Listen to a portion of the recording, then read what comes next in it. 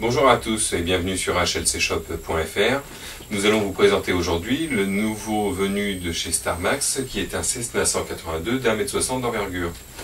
Alors ce Cessna a une petite particularité par rapport aux autres, c'est qu'il est nettement mieux fini et un petit accessoire assez sympa qui est l'ouverture des portes d'accès au cockpit qu'on peut ouvrir à distance. Donc ce Cessna est équipé d'un moteur brushless de 600 kV, un contrôleur 45 ampères, on a 10 servos, 9 servos 9 grammes et un servo 50 grammes. Il sera alimenté par une batterie en 14,8 volts, ce qui est une 4S en 3300 mAh. Donc on va procéder à l'ouverture de la boîte. Alors en état de vol, il sera aux alentours de 2,5 kg.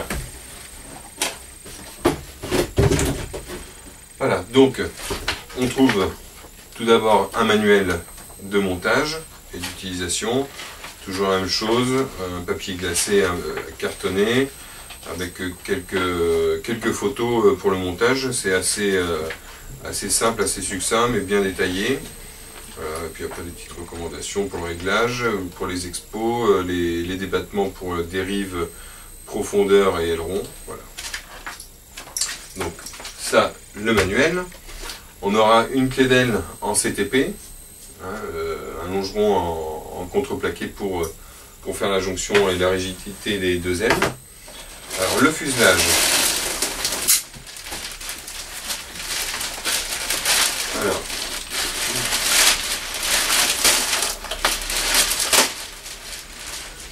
le fuselage, vous trouverez un pilote installé. Voilà, on le verra en détail sur les photos. On a toute la partie cockpit verrière qui est en plastique moulé, très solide. C'est vraiment bien fini, c'est bien fichu. C'est vraiment sérieux au niveau des épaisseurs qui sont utilisées. On a des écrous prisonniers qui sont très bien faits, qui serviront à fixer l'aile. On a donc les portières qui sont sur le côté, de chaque côté du cockpit. Donc on trouvera ces portières qu'on pourra ouvrir avec un servot chacun.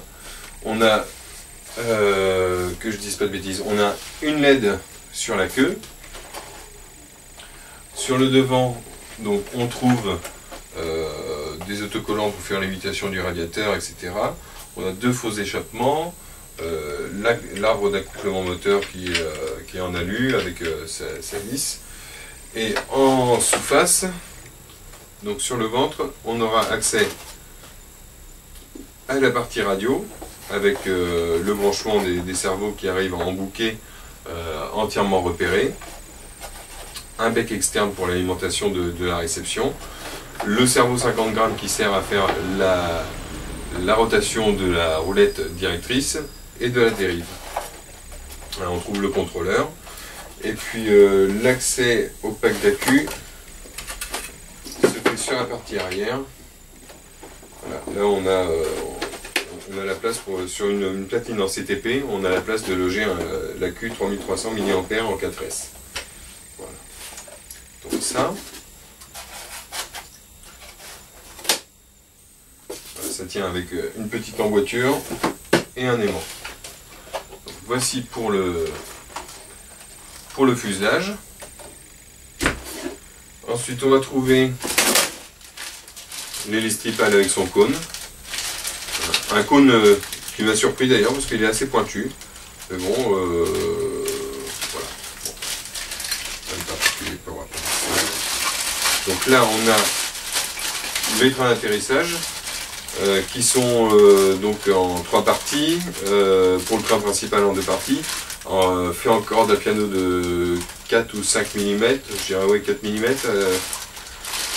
voilà, avec les capotages de roues, des roues qui sont en plastique souple. On va trouver la dérive. Donc la dérive, elle, réalisée pareil en EPO.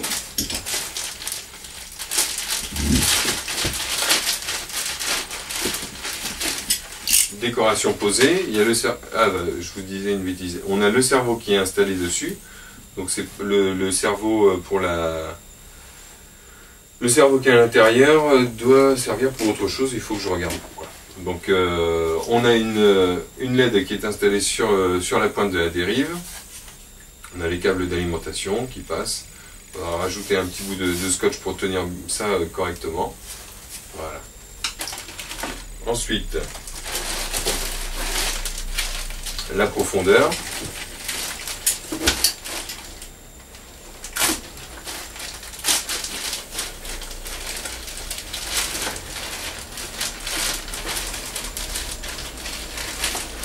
La profondeur, elle possède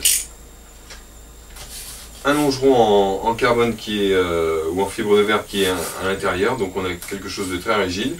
Et on a un cerveau par demi-profondeur. Donc les articulations sont faites dans le polystyrène qui est amoindri à cet endroit-là. Si dans le futur vous souhaitez passer avec des charnières bâtons, on a déjà 3 emplacements par demi-profondeur qui sont faits, qui sont marqués pour pouvoir insérer les charnières bâtons à cet endroit-là. Voilà. Ensuite les ailes.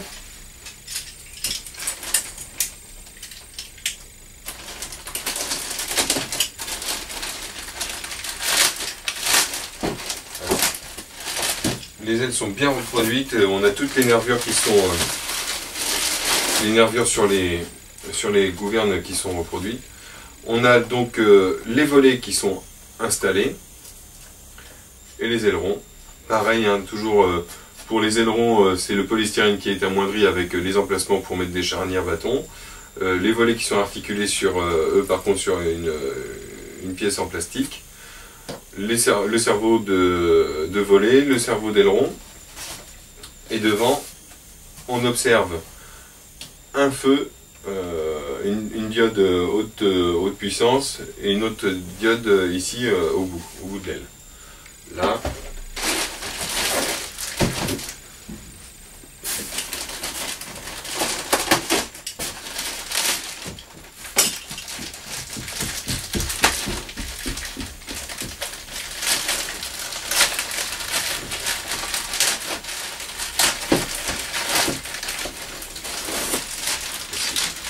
La deuxième demi-aile. Donc on a les numéros d'immatriculation qui sont ici, toujours la même chose en ce qui concerne les gouvernes, et puis toujours la deuxième LED qui est intégrée dans un moulage plastique solide et rigide. C'est très bien fichu, c'est beau, très joli. On va pouvoir assembler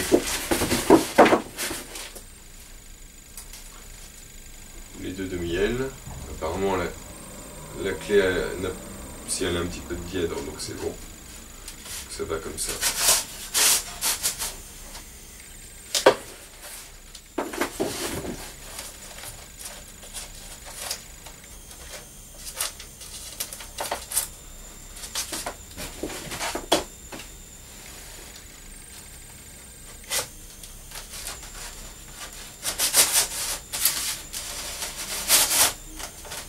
Voilà, comme ceci, 1,60 m d'envergure, ce qui est une taille tout à fait idéale pour les débutants, parce que ça fait un avion qui sera très stable, et puis pour les gens qui sont confirmés, ça fait un avion d'une taille quand même agréable, et puis c'est toujours facile à transporter.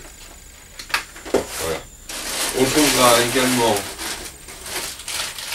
des caches plastiques à découper et à coller pour cacher vos cerveaux. C'est plus joli d'avoir des cerveaux qui sont cachés, ça fait mieux fini.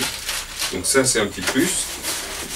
Ensuite on va trouver les haubans pour rigidifier l'aile et la relier au fuselage. Pareil, là tout est en plastique à coller. Alors c'est bien fichu parce qu'on a des inserts en plastique qui viennent se mettre dans le polystyrène, hein, donc avec un peu de colle époxy. Et c'est vraiment très solide, très sérieux. On a les antennes aussi qui viendront sur l'aile, sur le dessus de l'aile. Et c'est vraiment très solide, hein. C'est du plastique très rigide. Ensuite on a le colis de quincaillerie d'accastillage avec les tringles, chapes guignols qui sont là, les contreplaques, un peu de visserie. Et enfin, un papier de rallonge pour les cerveaux. Voilà. Et bien, un petit montage à blanc, et puis on vous montre ça. Voilà, donc j'ai effectué un petit montage rapide à blanc de ce Cessna 182 d'1,60 m d'envergure de chez Starmax. Pas de difficulté particulière à noter.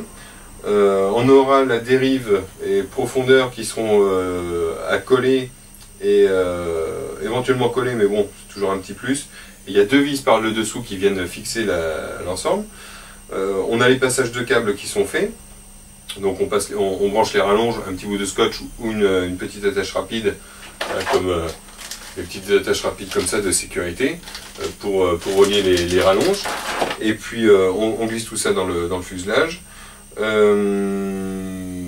J'ai remarqué une chose, la roulette de direction est maintenue par 2 vis BTR sur l'arbre de la corde à piano, donc c'est plus sécurisant qu'une seule. Ça sera bien plus solide. Alors j'avais remarqué donc un cerveau pour la dérive, et on a un cerveau 50 grammes qui sert pour la roulette de direction, et je voyais une corde à piano qui partait vers l'arrière. Donc je pensais que c'était pour la dérive, et en réalité non, c'est uniquement pour faire tourner le buste du pilote. Donc c'est-à-dire que le buste du pilote est couplé à la roulette de direction, donc ce qui fait que quand on tourne à droite, eh ben le pilote regarde à droite, quand on tourne à gauche, le pilote retourne à gauche. Voilà, donc c'est un petit plus, c'est sympa, c'est ludique. Voilà, on a toutes les antennes, on a les 3 antennes qui sont installées, les feux de nav, on a notre hélice tripale. Vraiment il est joli, la garde-sol est correcte, on n'a pas un avion qui est trop haut perché ni ras du sol. Voilà, moi je pense pouvoir le tester assez rapidement. Dès que possible, on vous fera une petite vidéo en vol de ce Cessna. Ce que je remarque, ouais, c'est côté sympa, on n'a pas de tringles qui partent dans tous les sens vers l'arrière pour les gouvernes de direction en lacet et en tangage, puisque les cerveaux sont pris directement dessus, donc on aura juste une petite corde à piano qui sera visible. Pas mal du tout. Voilà. Donc je vous montre sur différents angles.